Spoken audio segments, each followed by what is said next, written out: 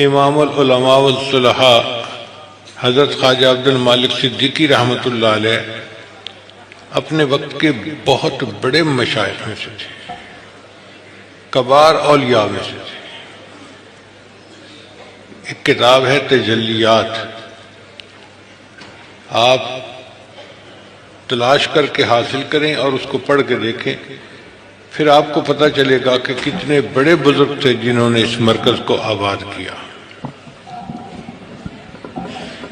ہم ان کے بہت سارے واقعات اپنے پیر و مرشد عالم حضرت خواجہ غلام حبیب رحمۃ اللہ علیہ سے سنا کرتے تھے۔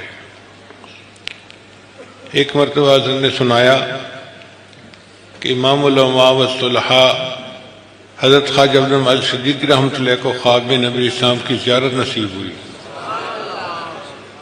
تو نبی اسلام نے ارشاد فرمایا کہ عبد المالک تم ہمارے پاس نہیں آتے، تو عرض کیا اے اللہ کے حبیب صلی اللہ علیہ وسلم، میں آنا تو چاہتا ہوں، میرے پاس وسائل نہیں ہیں۔ تو نبی اسلام نے فرمایا اچھا ہم کہہ دیں گے، اتنا فرمایا اچھا ہم کہہ دیں گے۔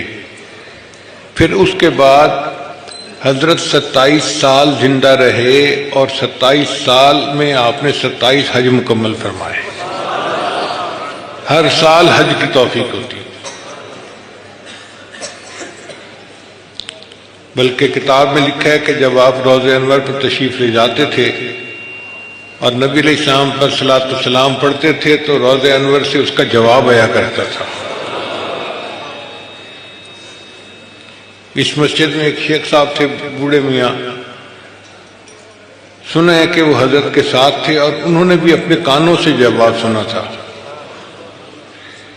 اب اتنی بڑی ہستی کہ جن کو نبی علیہ السلام کی طرف سے سلام کا جواب آتا تھا، انہوں نے یہ مرکز بنایا۔